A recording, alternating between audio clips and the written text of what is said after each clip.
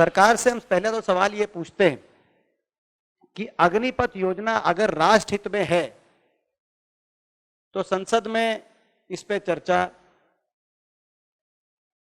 से सरकार क्यों भाग रही है।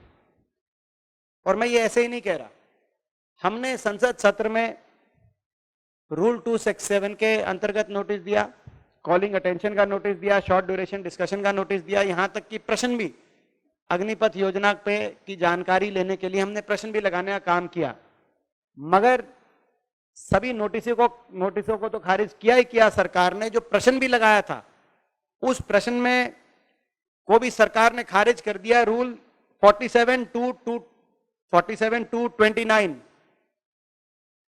का हवाला देके जो प्रश्न मैंने लगाया, स्वयं मैंने लगाया था और भी कई सांसदों ने लगाया था दूसरी विपक्षी पार्टियों के, अग्निपथ योजना पे कोई प्रश्न आप नहीं पूछ सकते सरकार से। रूल 47(2) का सरकार ने हवाला देके प्रश्न खारिज कर दिया और कहा कि सब जुडिस मामला है।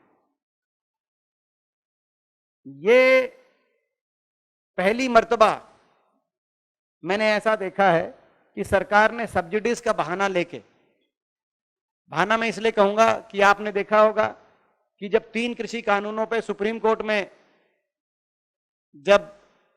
कोर्ट के अंतर्गत चल रहा था तो उस समय भी संसद में पूरी चर्चा हुई थी।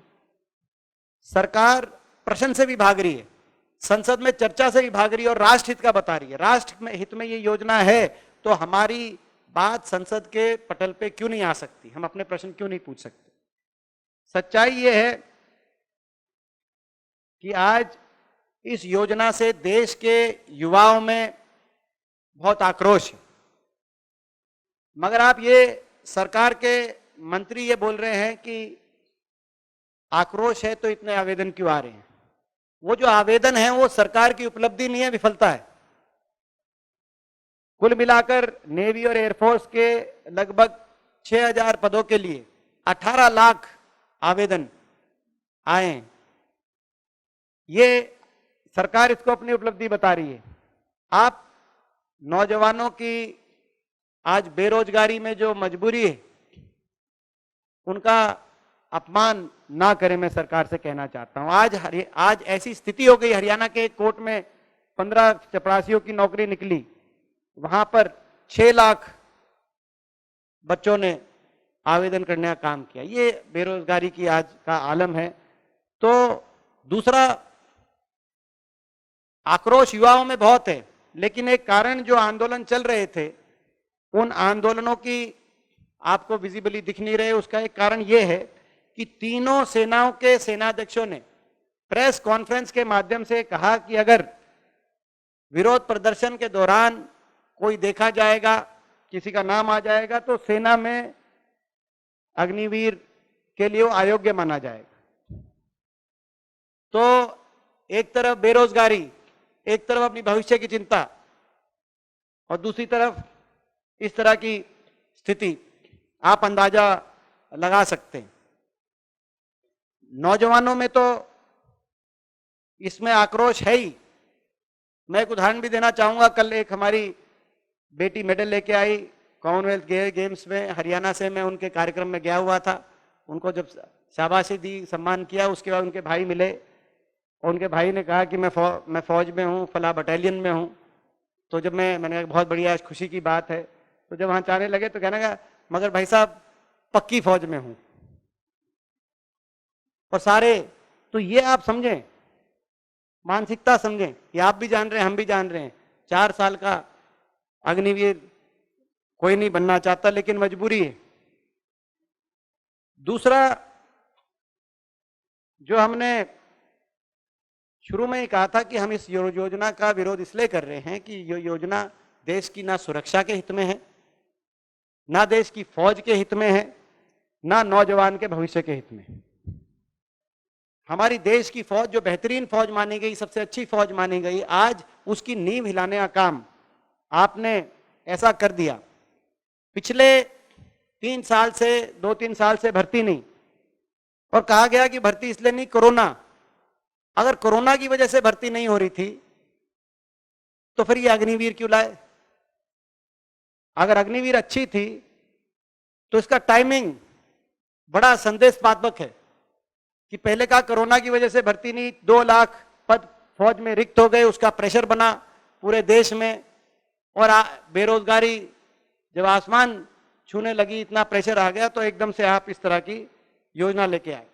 और दूसरा आपने कहा, एक और जो ये कह रहे हैं, दलील दे रहे हैं कि भाई पैसा नहीं खजाने में पेंशन देने के लिए, जो 1 रैंक 1 पेंशन जिसका उद्घोष प्रधानमंत्री जी ने हरियाणा की वीरभूमि से किया था, रेवाड़ी से किया था, 1 रैंक 1 पेंशन, अब नो रैंक की पेंशन। अब नो रैंक नो पेंशन, खजाने में पैसा नहीं, या तो सरकार के खजाने में फौज के लिए पैसा नहीं है, ये बात सरकार, या सरकार को फौज, या सरकार फौज की जरूरत ही नहीं समझ रही। बताए सरकार कि ये कहां, ये कौन सी बात ये सही है। इसके साथ साथ इससे जुड़े हुए 2-3 और मसले हैं।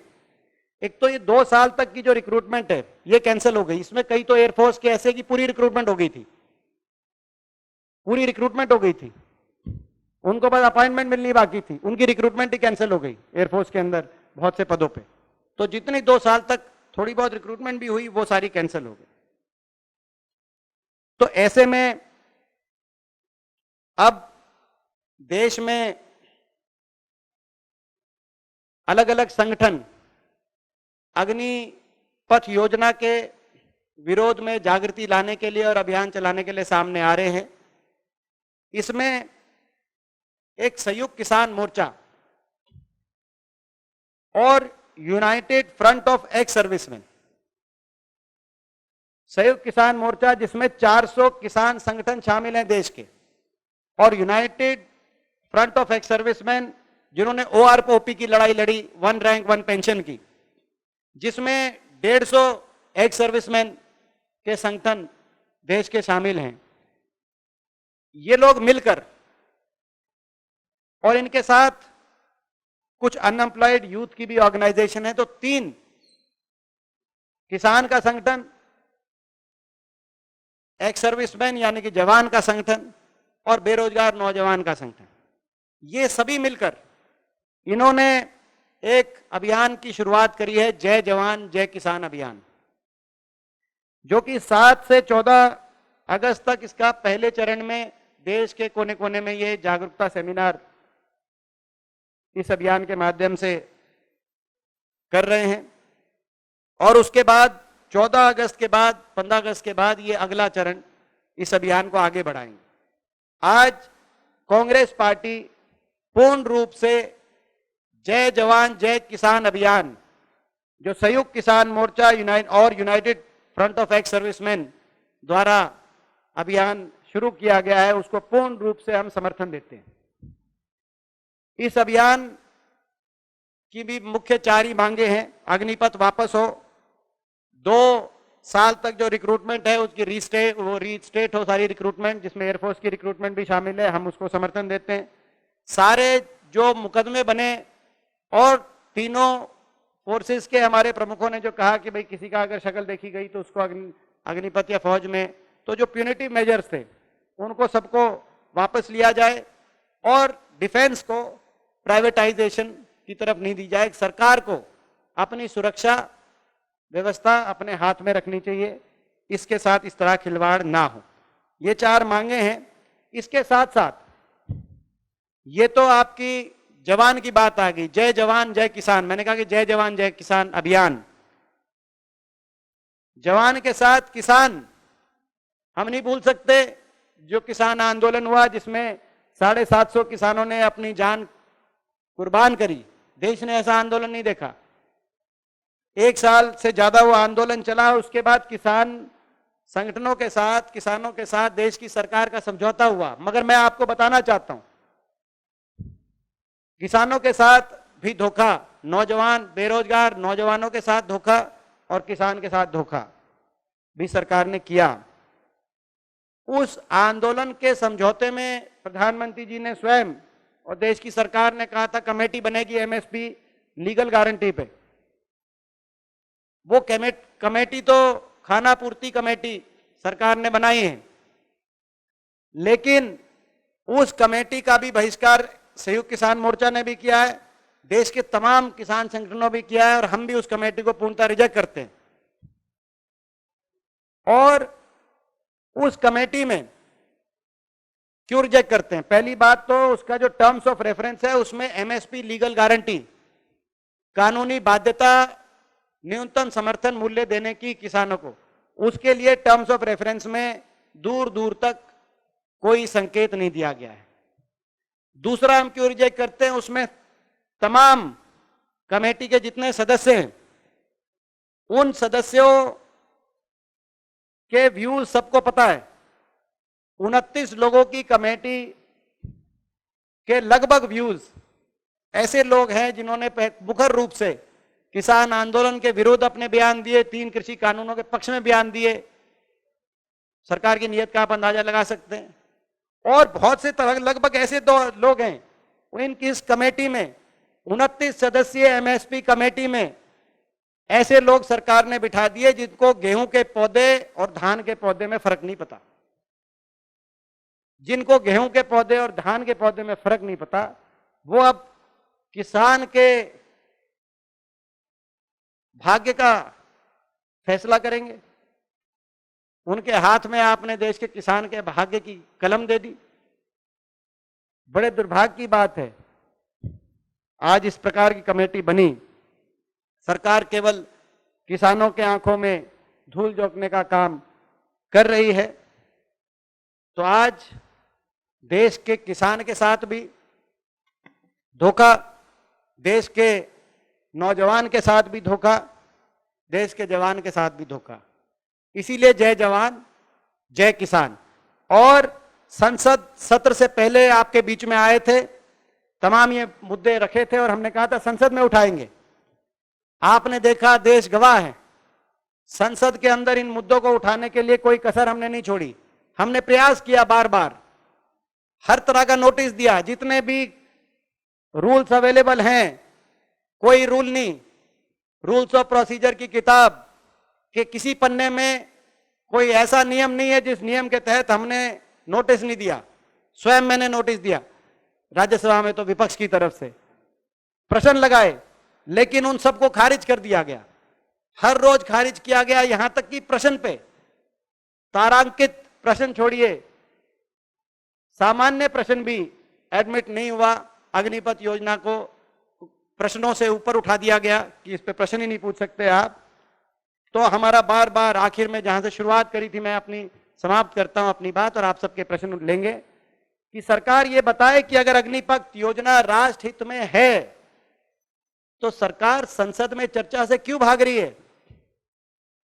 क्यों हम वहां पर हमारी बात सुनने में कि 4 साल में बिना पेंशन रिटायरमेंट आप भेज देंगे, उससे देश की फौज कैसे कमजोर होगी? देश की फौज की संख्या 16 लाख से घटकर आने वाले दिनों में 8 साल के बाद 7 लाख रह जाएगी, उससे देश की फौज कमजोर क्यों होगी? दूसरे मुल्क, रशिया जैसे मुल्क 5-5 साल की ट्रेनिंग देते हैं कॉम्बैट फोर्सेस को, आप तो 4 साल में बिना पेंशन रिटायरमेंट भेज रहे हैं, इससे आपकी फौज क्यों कमजोर होगी? नाम, नमक, निशान, जो रेजिमेंट स्ट्रक्चर है फौज का, जिसपे हिंदुस्तान की फौज की नींव दे, दुनिया की सर्वश्रेष्ठ फौज, जिस भावना से फौजी लड़ता है, उससे आप अगर छेड़छाड़ करेंगे तो फौज कमजोर क्यों होगी? ये प्रश्न हमें उठाने की इजाजत दी जाए। इसमें अंतिम बात करके आपके प्रश्न लेंगे। इसमें एक क्लॉज आया है, अग्निपथ योजना से जुड़ा हुई बात है।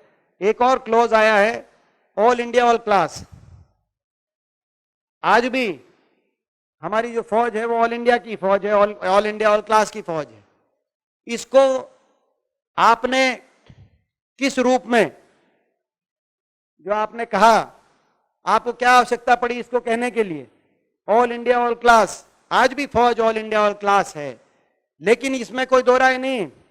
कुछ क्षेत्र ऐसे हैं जहां परंपरागत रूप से फौज में जहां भर्ती ज्यादा होती है और उसी आधार पर रीजनल बैलेंस को केयरफुली रखते हुए, ध्यान में रखते हुए और हमारी फौज की मजबूती को रखते हुए रिक्रूटमेंट मेल पॉपुलेशन हर प्रदेश की निर्धारित करके, कुछ ऐसे क्षेत्र हैं, कुछ ऐसे प्रदेश हैं, हरियाणा, पंजाब, उत्तराखंड, राजस्थान, जहां फौज की अधिक भर्ती रहती है, आज आपने उस प्रिंसिपल के साथ आपने खिलवाड़ जो किया है, उसमें जहां इन प्रदेशों के नौजवानों का नुकसान तो है ही, उदाहरण के तौर पे हरियाणा से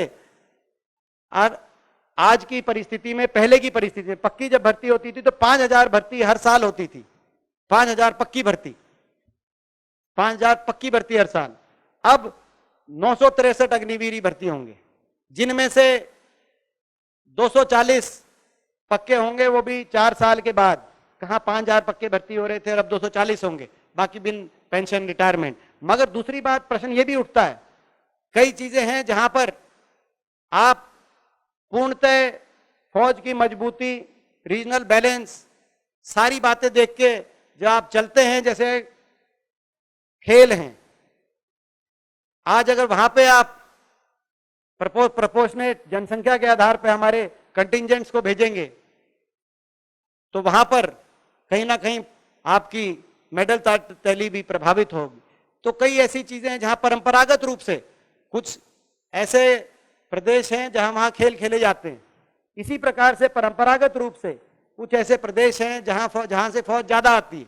इस बात को आपको स्वीकार करना चाहिए था, लेकिन आपने इस सब के साथ छेड़छाड़ किया है। तो आज हम एक बार फिर आपका धन्यवाद करते हैं। और आखिर में जो ये हमने जय जवान जय किसान अभियान का समर्थन किया है, स्वयं कांग्रेस पार्टी भी 15 अगस्त के बाद, जैसे हमने, आपने देखा, महंगाई पर संसद में लड़ाई लड़ी और सड़क पर भी लड़ाई लड़ी, 15 अगस्त के बाद बेरोजगारी, अग्निपथ योजना की वापसी पर भी कांग्रेस पार्टी सड़क पर आकर लड़ाई लड़ेगी। हम संसद में हमने पुरजोर प्रयास किया, सरकार ने हमें संसद में आवाज उठाने की अनुमति नहीं दी। इसका मतलब यह नहीं है कि हमारी आवाज दब जाएगी। हम अग्निपथ और बेरोजगारी योजना पर एक एजुटेशनल कैंपेन 15 अगस्त के बाद शुरू करेंगे।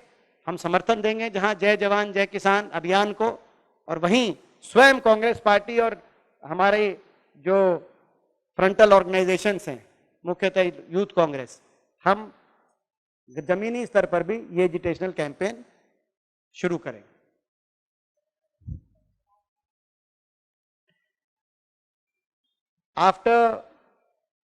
While on one hand we extend full support to the Jai Jawan Jai Kisan campaign launched by Sanyukt Kisan Morcha and United Front of ex-servicemen who fought for one rank one pension, we extend full support to their Jai Jawan Jai Kisan Abhiyan, which is against the Agnipath and which demands the rollback of Agnipath scheme. Congress party itself, after 15th August, we will take to the streets just like we did in case of fighting against inflation. We will take to the street and we will have our own educational programs to protest against record unemployment and to demand rollback of Agnipath scheme.